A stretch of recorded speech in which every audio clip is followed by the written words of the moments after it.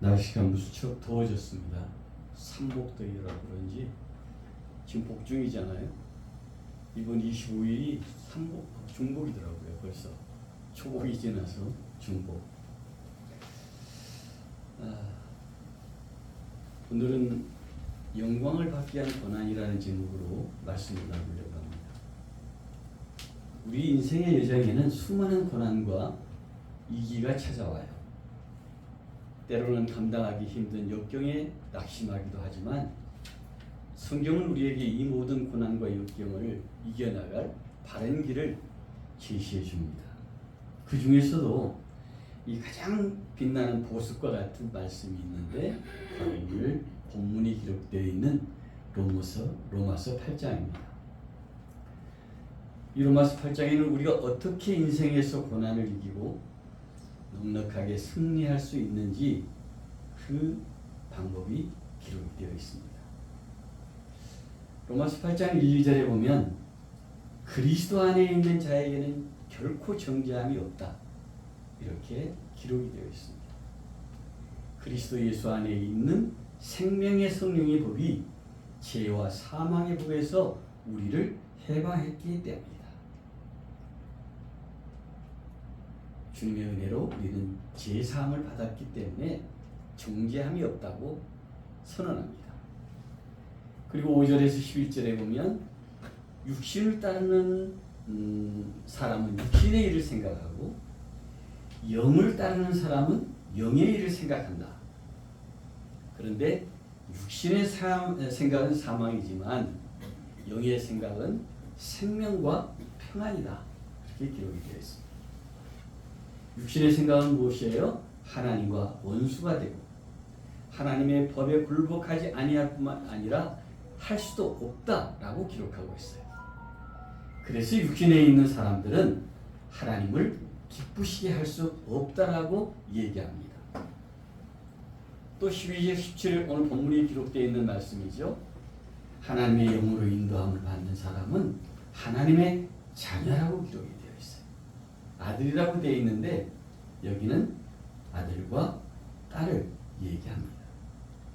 그래서 무서워하는 종의 영을 받지 않고 양자의 영을 받았다는 거예요.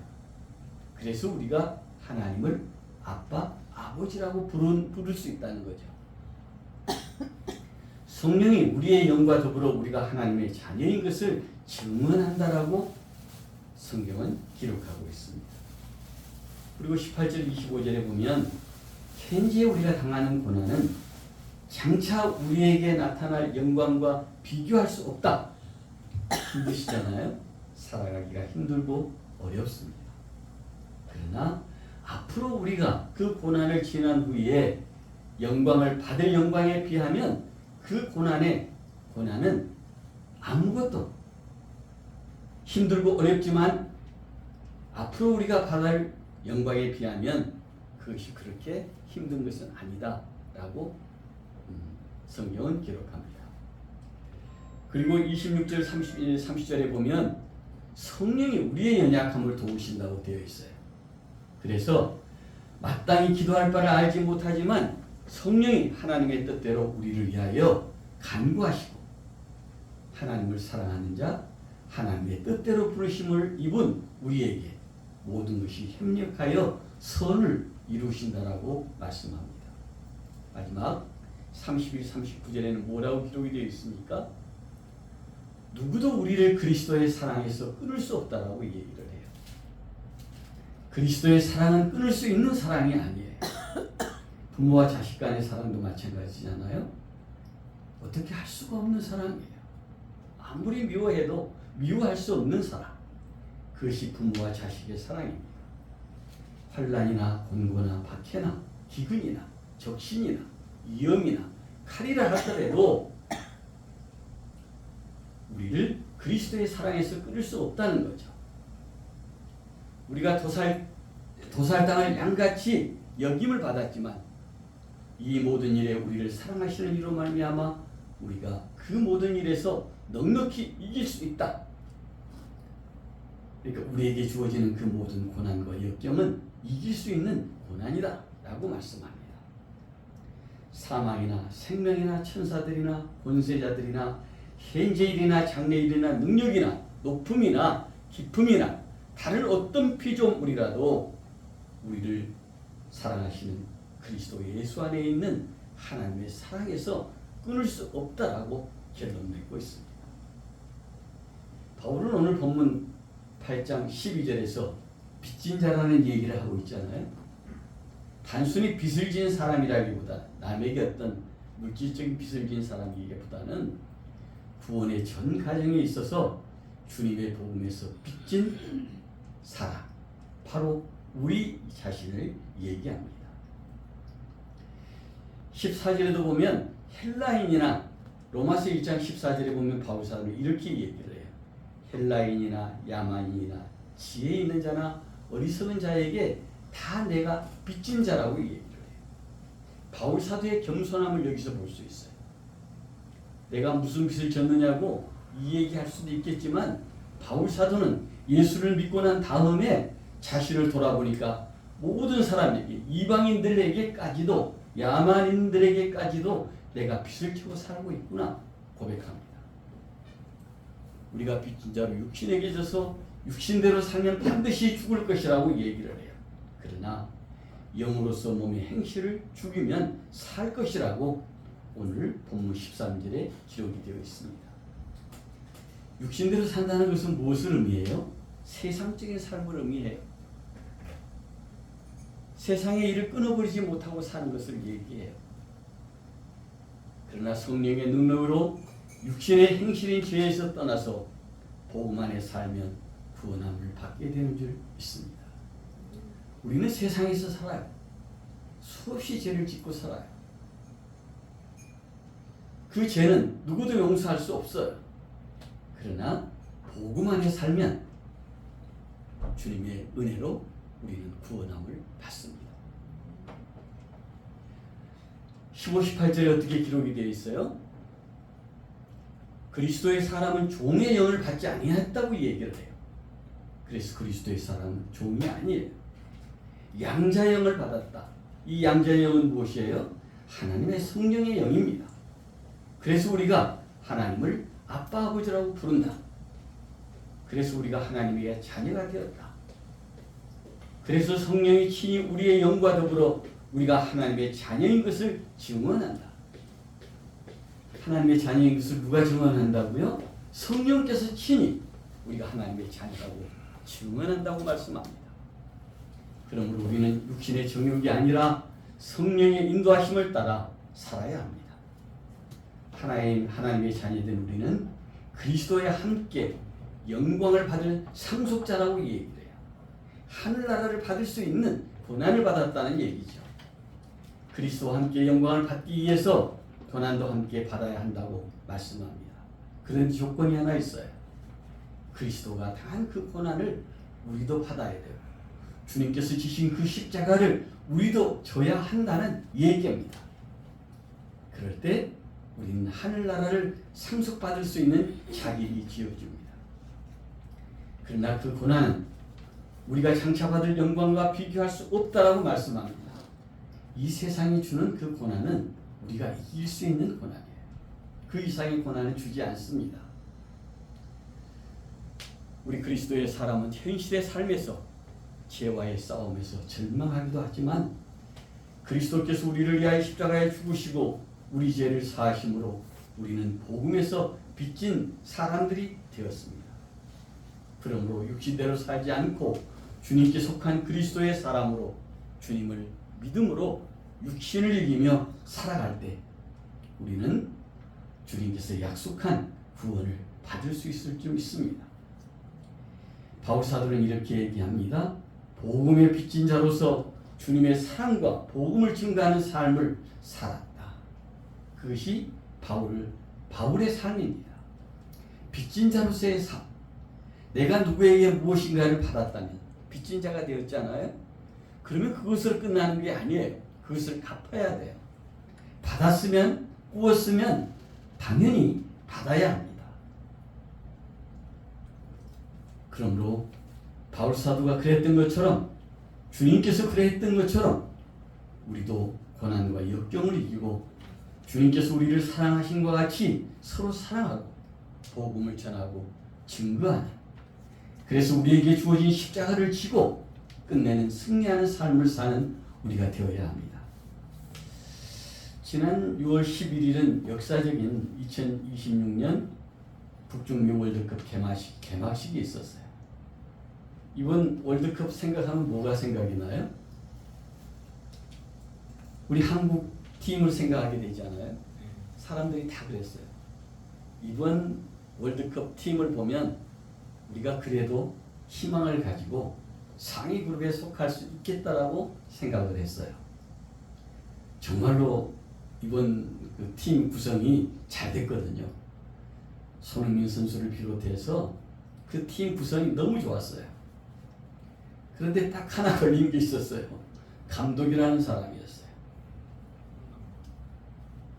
감독이라는 그 한 사람이 얼마나 중요하다는, 국가의 지도자가 얼마나 중요하다는 것, 팀의 지도자가 얼마나 중요하다는 것을 우리는 이번에 월드컵을 통해서 배웠습니다. 한 사람이 잘못 선택되었을 때, 지금까지 한국 팀에서 그렇게 구성될 수 없다라는 그 팀을 예선에도 32강에도 오르지 못하고 탈락하고 말았습니다. 그런데 이 개막식 무대에서 역경을 기적으로 바꾼 두 사람이 2026년 월드컵 주제가인 DNA라는 노래를 부릅니다. 저는 아예 그냥 이번에는 월드컵 관심이 없었어요. 포기했거든요.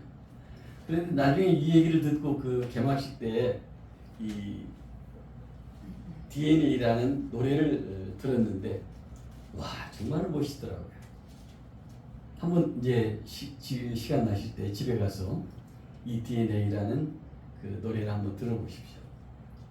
그런데 놀라운 것은요, 그 가사 중에 영어 가사로 다 돼 있거든요. 그런데 한국말이 나와요. 무슨 말인 줄 아세요? 또 넘어져도 난 또다시 일어나. 이게 영어로 한 게 아니에요. 한국말로 이 노래를 해요. 넘어져도 난 또다시 일어나. 와, 놀랐어요. 한국어 가사가 이 온 세계에 중계되는 이 개막식 노래로 울려 퍼진 거예요. 세계적인 성악가 이탈리아의 안드레아 보첼리와 함께 등장한 한 동양인 여자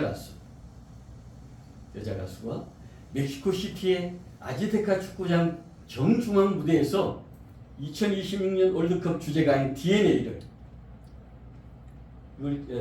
직역하면 모버테너 게임이라는 얘기인데,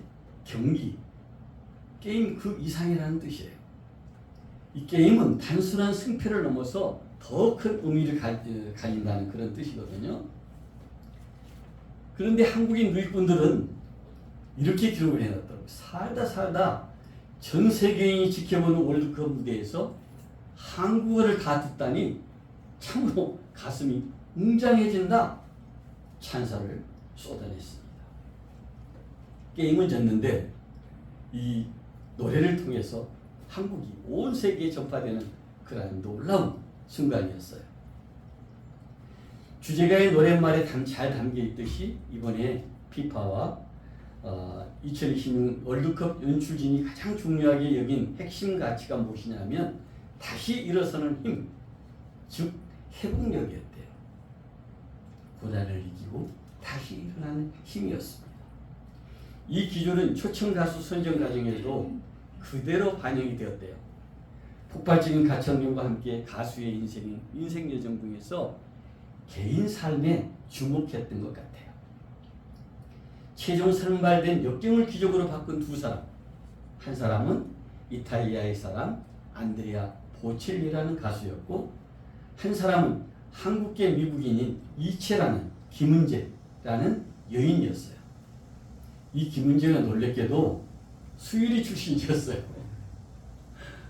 신영균의 여선자라네요. 아침에 우리 김 목사님이 얘기하는데 이 이채라는 그 가수가 신영균 감독이기도 하고 배우였잖아요. 그 여순자라고 그렇게 얘기하더라고요. 참 놀랐습니다. 이 두 사람 중 안드레아 보첼리라는 1958년 이탈리아 농촌 지역인 투스카니아에서 포도와 올리브를 경작하는 작은 농가에서 태어납니다. 날 때부터 선천적인 농내장을 안고 태어났대요. 그의 부모는 여러 의사를 찾아다니면서 아들의 눈을 치료하려고 노력했지만 결과는 절망적이었어요. 다만 한쪽 눈에 약간의 시력이 살아있다는 것이 그나마 다행이었어요. 이런 아들에게 부모는 음악의 아름다움이라도 알려주고 싶어서 일찍부터 피아노와 플룻, 색소폰을 가르칩니다. 목소리가 유난히 아름다웠대요. 그래서 보철이는 학교와 교회에서 노래 잘하는 아이로, 그래서 성가대 독창자로 활동하기도 했다고 합니다. 그런데 12살 때 그의 인생에 치명적인 사고가 찾아옵니다. 친구들과 함께 축구 경기를 하던 중 골무를 향하여 날아오는 골이 당시 골키퍼를 맡고 있던 보첼리 눈에 맞아서 한쪽에 남아있는 그 시력마저 완전히 잃게 됩니다. 양쪽 눈이 전혀 보이지 않는 중증 시각장애임에도 불구하고 음악을 향한 열정을 접을 수가 없었대요. 그는 자신이 가장 존경했던 이탈리아의 테너 가수 프랑코 코날리에게 사사를 받기 시작하면서 그의 음악 인생은 이제 본격적으로 날개를 달기 시작합니다. 당시 세계 3대 테너 가수 중 한 사람인 루치아노 파바로티, 우리 이름은 들어서 아시잖아요. 유명한 가수잖아요. 이 가수도 보첼리의 목소리를 듣고 극찬했는데 자기가 바빠서 참여하지 못하는 그러한 연주에는 이 보첼리를 대신 보낼 정도로 인정을 받은 그런 가수입니다. 엄청난 시련을 딛고 눈이 보이지 않는 그러한 사람이 세계적인 성악가로 우뚝 선 그가 어릴 적 자신에게 실명의 상처를 안겨준 축구장의 무대에 서서 또 넘어져도 난 또다시 일어난다는 DNA라는 희망을 노래한 것 그 자체가 정말로 감동이었습니다. 한번 꼭 들어보세요. 이 노래를 한번 들어보시면 그 노래가 얼마나 아름답게 울려 퍼지는지 알 수 있습니다. 한편 이제라는 이 여자 가수는 유아기에 미국으로 이민을 가요. 2003년 12살 때 SM 엔터테인먼트라는 이게 그 회사에 연습생이 되어서 한국으로 귀국해요. 어린 나이에 SM 엔터테인먼트에 입사해서 12년 동안 연습생 생활을 합니다. 그때 같이 연습했던 그녀의 동기들이 뭐냐면 슈퍼주니어, 소녀시대, 사이나, 다 아시는 이름들이죠. 이들이 아이돌로 성장할 때 같이 연습했던 그런 이 가수예요. 아이돌이 뭔가 했더니 청소년에게 인기 있는 이 방탄소년, BTS 같은 그런 인기 댄스 그룹을 말하는데 영어로 우상이라는 뜻이더라고요. 아이들이 뭔가 했더니. 하지만 그녀는 아침 7시부터 밤 11시까지 커피를 쏟아가면서 독하게 노력했대요. 노력하고 연습하고. 그럼에도 불구하고 목소리가 기획사의 색깔과 맞지 않고 나이도 너무 많다는 이유로 결국 2016년 25세에 SM 엔터테인먼트 회사에서 방출될 아픔을 겪습니다. 그러나 실망하지 않고 그녀는 뉴욕대 티스쿨이라는 그 학교에 진학해서 가수가 아닌 작곡가로 음악을 다시 시작합니다. 그리고 놀라운 반전을 만들어내요. 자신이 가수로 데뷔하지 못했던 K-팝에서 최고의 작곡가로 우뚝 서게 된 거예요. 그러다가 그녀가 전 세계 가수로서의 이름을 알리게 된 것은 결정적 계기가 있었습니다. 2025년 넷플릭스 애니메이션 K-팝 데몬 헌터스라는 그러한 모임의 그 기회가 있었는데 음악 감독으로 참여했어요. 그녀는 주인공 루미의 가창력을 제안받습니다. 여기에서 K-팝 데봇 헌터스라는 그 그룹에서 이 가창력을 인정받고 갑자기 루미의 그 역을 맡게 돼요. 처음에는 가그 연습생 시절 콤플렉스 때문에 어두운 목소리 때문에 망설여요.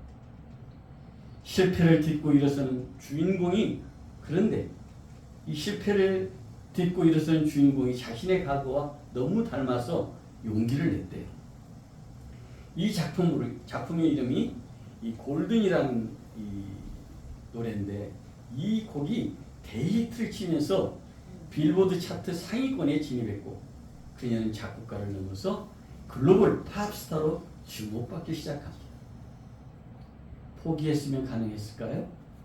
포기하지 않았기 때문에 이러한 영광을 얻게 되었습니다.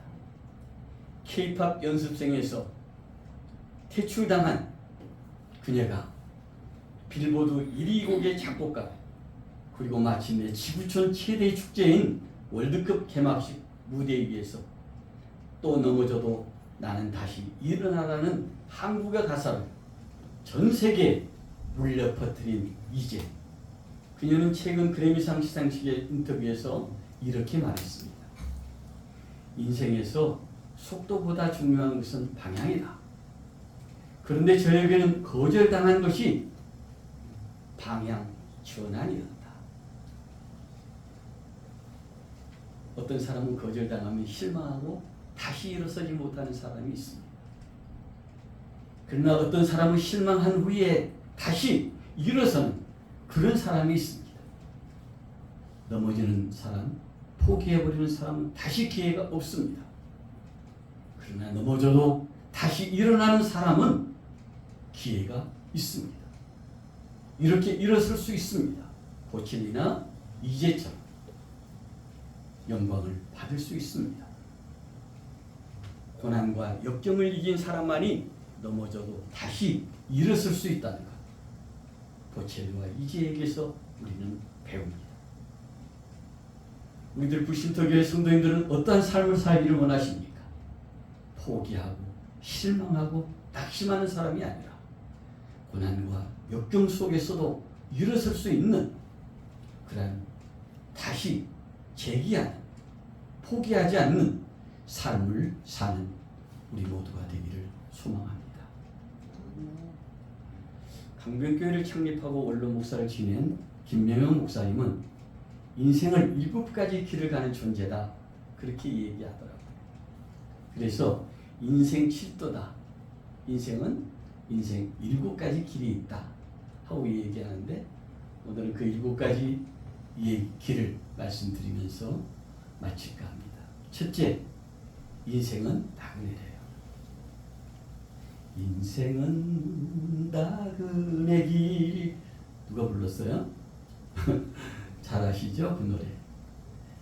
믿음의 조상 아브라함은 고향과 친척과 아버지의 집을 떠나서 하나님께서 말씀하신 어딘지도 알지 못하는 그 길을 떠나요.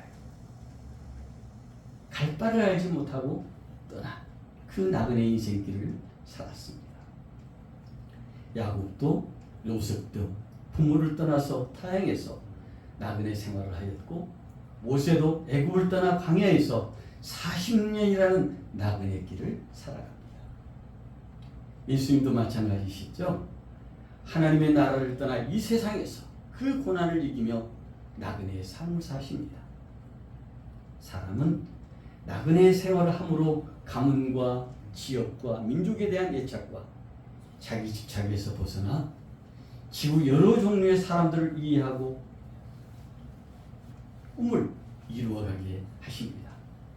탐욕에서 벗어나 땅에 대한 집착에서 벗어나 하늘을 바라보며 자유롭고 여롭게 살아가는 것, 그것이 바로 나그네 인생길입니다. 우리는 이 나그네 인생길을 어디만큼 왔을까요? 이제 그 마지막을 향해서 가고 있지 않아요? 그 마지막 남은 나그네의 길을 아름답게 마무리할 수 있는 우리가 되었으면 좋겠습니다. 시작하는 우리 찬수 같은 경우는 이제 시작이니까 그 나그네 길을 정말로 유익되게 하나님 기뻐하시는 길을 가기를 소망합니다. 둘째는 인생은 만남이래요. 이해가 돼요? 나그네에게 필요한 것은 만남이래요. 첫 번째는 하나님과의 만남이 있잖아요. 그리고 사람과의 만남이 있습니다. 누구를 만나느냐에 따라서 행복하느냐 불행해지느냐 이게 결정이 돼요. 사기꾼을 만나게 되면 어떻게 돼요? 불행의 시작이 되겠죠? 그러나 우리가 성전을 나오는 이유가 뭐예요? 그리스도의 사람을 만나기 위함이잖아요. 진실한 사람, 거짓이 없는 사람, 사랑할 수 있는 사람, 사랑할 수 없는 것을 사랑하는 사람, 용서해 줄 수 있는 사람, 이해해 줄 수 있는 사람, 그 사람을 만나기 위해서 우리가 교회에 오지 않아요. 예수님은 사마리아 수가라는 동네에서 사마리아 여인을 만납니다. 그 여인이 무엇이에요? 예수님을 만나면서 변화됩니다. 그리고 수가라는 동네에 가서 이에 외칩니다. 와서 보라, 내가 하나 행한 일을 아는 사람이 있다. 그때 수가라는 동네가 예수님을 만남으로 변화됩니다. 구원도 전도도 목회도 행복도 기쁨도 모두가 만남에서 결정이 됩니다. 우리는 좋은 사람을 만나려고 하지 말고 내가 좋은 사람이 되려고 노력해 보십시오. 미워하려고 하지 말고 사랑하려고 노력해 보십시오. 우리들 불신터 성도님들은 그랬으면 좋겠어요. 내가 미움을 받아도 내가 어려움을 받아도 먼저 사랑할 수 있는 사람, 먼저 이해해 줄 수 있는 사람, 먼저 용서해 줄 수 있는 사람이 되어서 우리의 만남을 가장 소중하게 주님께서 우리를 사랑하시는 것 같이 우리도 사랑하면서 만남을 확장해가는 인생이고 삶이고 행복이 되었으면 좋겠습니다. 세 번째, 인생은 나눔이라고 했어요. 제가 항상 얘기하잖아요. 나눔과 섬김의 삶을 삽시다. 우리가 살면 얼마나 산다고 그냥 움켜쥐려고 하면 살아가면 되겠습니까? 만남이 깊어지려면 나눔이 있어야 돼요. 내 욕심만 챙기려고 하는 데는 결코 좋은 만남이 있을 수가 없습니다. 사람은 소유욕과 탐욕으로 불행해집니다. 그것을 벗어나는 길은 나눔을 실천하는 거예요. 나누고 섬기는 삶이에요. 예수님의 삶은 사랑과 나눔의 삶이었습니다. 초대교회 성도들도 나눔과 섬김의 삶이었습니다. 사도행전 2장 44, 47절 보면 믿는 사람이 다 함께 모든 물건을 서로 통용하고 각 사람의 필요를 따라서 나눠주고 성전에 모이기를 힘쓰고 기쁨으로 순전한 마음으로 서로 나누고 하나님을 찬미하고 온 백성에게 칭송을 받았다라고 기록이 되어 있습니다. 또 누가복음 10장 30, 37절에 보면 예수님께서 비유로 말씀하신 선한 사마리아인의 얘기가 있잖아요. 그리고 도르가의 선한 구제가 사도행전 9장에 기록이 되어 있고 이탈리아의 군대 백부장 이 고넬료의 선한 선행도 우리가 볼 수 있습니다. 나눔은 자신과 도움받는 사람들을 기쁘게 할 뿐 아니라 주님을 기쁘시게 하는 줄 믿습니다. 슬픔과 아픔과 사랑을 나누며 사는 것, 그것이 인생이고 행복인 줄 믿습니다. 네 번째는 무엇일까요? 인생은 버리는 거예요. 이제 버려야 될 때가 됐죠? 움켜질 때가 되는 것이 아니라 이제 버릴 때가 되었어요. 우리의 본성은 소유와 명예와 생명에 대한 집착입니다. 그것은 인간을 어리석고 추하고 불행하게 만든대요. 멋진 인생, 자유롭고 여유로운 인생은 어디에 있을까요? 내가 가지고 있는 것을 하나씩 버리는 거예요. 무거운 짐을 하나씩 내려놓는 거예요. 예수님의 삶은 죄인된 우리를 위해서 자신의 목숨도 하늘의 영광도 다 버리셨잖아요. 베드로와 그의 형제 안드레, 야고보와 그의 형제 요한은 주님이 부르셨을 때 자기들의 삶의 모두였던 그물과 아버지까지도 버리고 주님을 쫓았습니다. 바울 사도는 뭐라고 얘기합니까? 성도들을 위해서 폐를 끼치지 않았다. 성도들을 위해서 어떤 폐도 끼치지 않았다. 자신까지 내어주었다라고 고백합니다. 장기대 박사는 가난하고 소외된 이들을 품으며 자신을 버리는 삶을 살았기 때문에 한국의 슈바이처라고 불렸습니다. 진정한 그리스도인의 삶은 사랑이고 버림인 줄 믿습니다. 다섯 번째, 인생은 무엇이에요? 기쁨이라고 그랬어요. 우리가 살아가면서 기쁨이 없다면 어떻게 되겠어요? 그래서 우리는 어떤 고통도 아픔도 기쁨으로 변화시킬 줄 알아야 돼요. 이 네 가지 길을 살아가는 사람들이 있잖아요. 나그네, 만남, 그리고 버림, 나눔, 이런 것들은 우리가 기쁨을 얻기 위한 하나의 기준이에요. 이것을 잘하지 못하면 결코 우리는 기쁨이 찾아올 수 없어요. 우리가 이것을 지킬 때 은혜와 복과 기쁨을 누리게 되는 줄 믿습니다.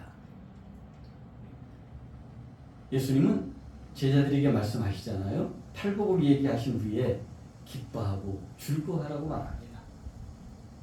그래서 제자들은 고난을 받으면서도 기뻐했고 바울사도는 환난 중에도 기뻐했으며 바울사도는 불시험을 이상한 일 당한 일로 여기지 말라고 그리스도의 고난에 참여하는 것으로 즐거워하라고 말합니다. 우리가 주님 안에 있을 때 참 기쁨과 행복을 누릴 수 있을 줄 믿습니다. 여섯째, 인생은 무엇일까요? 헛되다라고 얘기합니다. 모세는 인생을 아침에 돋는 풀과 같고 우리의 모든 날이 주의 분노 중에 지나가며 우리의 평생이 순식간에 다했다. 그렇게 얘기했고 전도서 기자는 헛되고 헛되다. 모든 것이 헛되다라고 고백합니다. 하나님께서는 사람의 제약이 세상에 가득함과 그의 마음으로 생각하는 모든 계획이 항상 악할 뿐임을 아시고 땅 위에 사람 지으셨음을 한탄하셨다. 그리고 마음에 근심하셨다고 얘기합니다.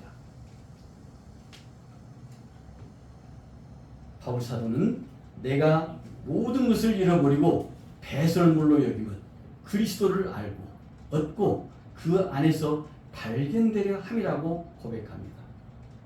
인생은 짧고 헛되지만 주님의 말씀은 영원하고 주님만이 구원이시며 영원한 생명이 되십니다. 우리가 영원한 생명을 얻기 위해서 우리가 인생이 헛되다는 것을 생각하면서 이 헛된 인생을 가장 유익한 그런 삶으로 변화시켜 가야 합니다. 마지막 일곱째가 뭐냐 하면 떠남이래요. 인생은 이 세상에서 나그네의 생활을 마치고 하나님의 나라로 가게 됩니다. 이스라엘 백성이 종살이하던 애국 430년이라는 생활을 애국에서 하다가 떠남 하나님께서 약속하신 가나안 땅에 들어갈 수 있었잖아요. 애국을 떠나지 않았으면 종살이를 했겠죠. 우리도 이 세상을 떠날 때야만이 하나님의 나라에 들어갈 수 있습니다. 예수님은 세상을 떠나 아버지께로 돌아가실 때가 이른 줄 아시고 세상에 있는 자기 사람들을 사랑하시되 끝까지 사랑하셨다고 얘기합니다. 바울 사도는 디모데후서 4장 6절 8절에서 내가 벌써 떠날 때가 가까웠다. 나는 선한 싸움을 싸우고 나의 달려갈 길을 마치고 믿음을 지켰으니 이제 후로는 나를 위하여 의의 면류관이 예비되었다. 내게만 아니라 주의 나타나심을 사모하는 모든 사람에게다. 이렇게 말씀합니다. 인생은 떠남입니다. 그러므로 세상에 대한 미련과 애착을 버리고 주님께서 부르실 때 주님께서 맡긴 모든 사명을 다 마치고 언제든 떠날 준비를 하는 우리가 되어야 합니다. 우리가 떠나지 않으면 결코 하나님 나라에 들어갈 수 없습니다. 그러므로 언제든 떠날 준비를 하는 사람이 지혜로운 사람입니다. 인생길은 나그네라고 하였습니다. 다음은 만남이고 나눔이고 버리는 것이라고 했습니다. 우리의 인생은 영원하지 않습니다. 그러므로 주어진 시간을 감사하며 기쁘게 살아야 합니다. 그리고 살아가는 모든 일이 헛되지 않도록,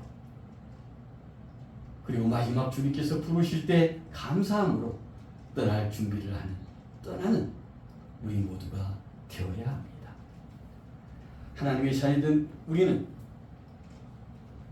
우리가 당하는 고난과 역경을 두려워하지 말고 고난과 역경을 주님의 말씀과 주님을 믿는 믿음으로 이김으로 절망과 그리고 그 아픔에 머물지 않고 영생의 소망을 붙잡고 주님께서 부르실 때 영광을 입기 위해 우리도 주님 주신 십자가를 지고 강하고 담대하게 이 세상을 살아가는 우리 모두가 되기를, 그래서 끝내는 승리하는 삶을 사는 우리 모두가 되기를 주님의 이름으로 축원합니다. 기도드리겠습니다.